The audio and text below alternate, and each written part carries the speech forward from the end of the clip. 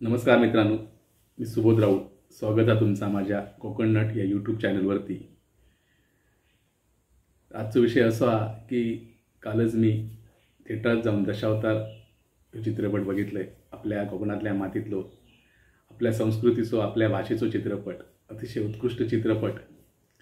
आणि या चित्रपटाच्या माध्यमातून दिग्दर्शक सुबोध खानोलकर यांनी अगदी कोकणातला वास्तववादी चित्रण आपल्यासमोर मांडलेलं असा. सर्वात महत्त्वाची गोष्ट म्हणजे दशावतार नाटक. दशावतार नाटक म्हटल्यानंतर आपल्या कोकणातील लोकांचो जीव की प्राण. बरेच जण ह्या कलेच्या माध्यमातून आपला जीवन जगतात, ही कला जगतात, ही कला जोपासतात.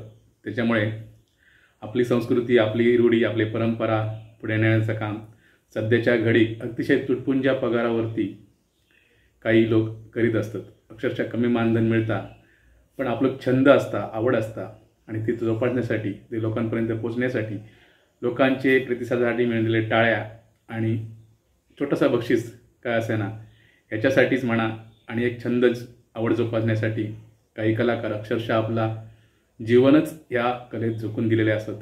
त्या कलाकारांका आजच्या या चित्रपटाच्या माध्यमातून खरोखर सुबोध खानोलकर आणि संपूर्ण कोकणवासियांनी सुद्धा मानाचो मुजरे केलेला असा, सलाम केलेला असा.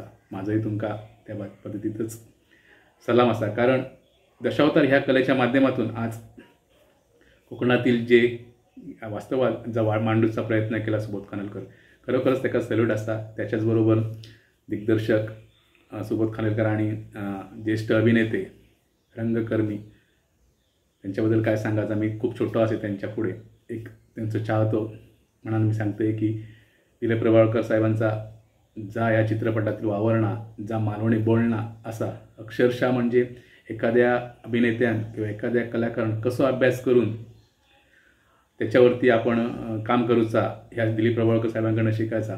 दिलीप प्रभावळकर साहेब मुंबईतच वाढलेले कोकणी भाषेसंदर्भात किंवा आमच्या मालवणी भाषेसंदर्भात त्यांना फारसा माहिती नव्हता. पण ह्या चित्रपटातलं संवाद बोलत असताना किंवा ऐकत असताना खरोखरच आमच्या गावातील कोणतरी एखादी व्यक्ती असा आणि तोच आपली कथा मांडता की काय, तीच कथा चालू आहे की काय, असा नेहमी वाटत राहता चित्रपट पूर्ण बघेपर्यंत. मालवणी माणसाची दशावती नाटकासंदर्भाची आवड असा, ज्या जीवन असा, आता पुरेपूर अक्षरशः ओतून देऊन म्हणजे लोकांपर्यंत पोचवण्याचा काम दिलीप प्रभावळकर साहेबांनी आणि त्याच्या संपूर्ण कलाकारांनी टीमने केलेला असा. खरोखर उत्कृष्ट चित्रपट, प्रत्येकाने जाऊन चित्रपटगृहात बघण्यासारखा असा. आणि एक महत्त्वाचा म्हणजे जसं नाटक ह्या आपल्या कोकणातल्या कलाकारांचं जे दशावतारी नाटकात जे काम करतात त्यांचं छंद असा, त्यांचा नाद असा.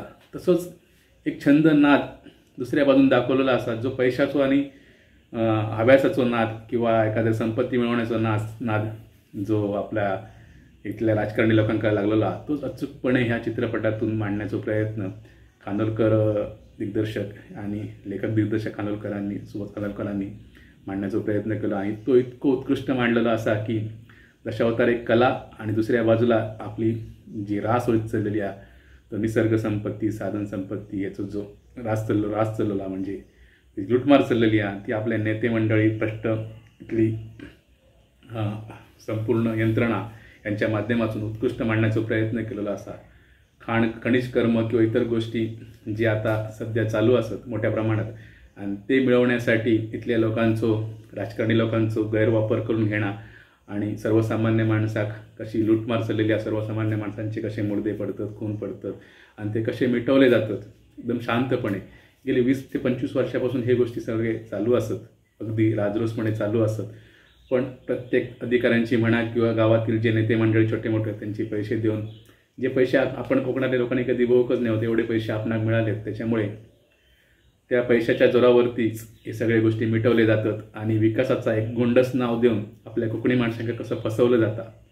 आपले कोकणी माणसं तर केव्हाच आपलं गावधार सोडून कामाधंद्यासाठी, रोजगारासाठी बाहेर गेलेत. बरेच गाव असे ओस पडलेत, अक्षरशः म्हणजे बंद घरा असत, कारण रोजगाराची संधी दिसत नाही असत. कारण रोजगाराची संधी जर निर्माण झाली तर आपले लोक आपल्याच गावात राहतलेत, आणि जर आपले लोक आपल्या गावात राहलेत तर निश्चितच हे गाव इथल्या दलालांका विकूक गावाचे नाही. ह्या मोठा कारण इथला असा, आरोग्याची सोय नाही असा आपल्याकडे अजूनही. आता मी सावंतवाडीत राहते, पण आपल्या सावंतवाडीत आरोग्याची सोय नाही असा. काय झाला तर बऱ्याच वेळे आपणाक मांबोळी गोव्यासारख्या ठिकाणी जावचं लागतं. म्हणजे आपल्याकडे विकास विकास रोज दरवर्षी दर निवडणुकीत आपल्याकडे चालू असता की बाबा विकास करतलो पण तो विकास काही कोणाक आजपर्यंत काय दिसला नाही. फक्त डांबरावरती डांबर टाकून आणि त्या खड्ड्यांचं राजकारण म्हणजे खड्ड्यातनं पैसे मिळवण्याचा एक काम छोटासा होता. बाकी सगळ्या नेते मंडळी सध्या पैसे या जमिनींच्या दलालातने मार्गानातनं घेऊन आज मोठे मोठे बॅनर लावून राजकीय स्पर्धा चालू असा की कोण खयचो दलाल आज खंय आमदार होतलो खासदार होतलो ह्या मार्गाने सगळ्या गोष्टी चालू असतात. आणि त्या लोकांच्या नजरेक येता पण सगळे लोक आपली कोकणातली जनता साधी भोळी अजूनही त्यांचे डोळे उघडत नाही असत. आणि हेच लोक या लोकांच्या मागे राहून एक राजेशाही जशी पद्धत असतात तशी एकामागून एक नेते मंडळी येत असतात आणि यांचं आम्ही मोठ्या उदात्तीकरण करत असतो आणि यांच्याच मागे रोवत असतो. बाकी सगळा या चित्रपटातून बऱ्यापैकी मांडला गेला. सुरुवात तर झालेली असा. भविष्यात असेच चित्रपट येऊन दे आणि कोकणातली जनता चित्रपटाच्या माध्यमातून काय असं ना कोकणातल्या जनतेक ही गोष्टी कळा दे अशी ईश्वरचरणी प्रार्थना करतोय. धन्यवाद.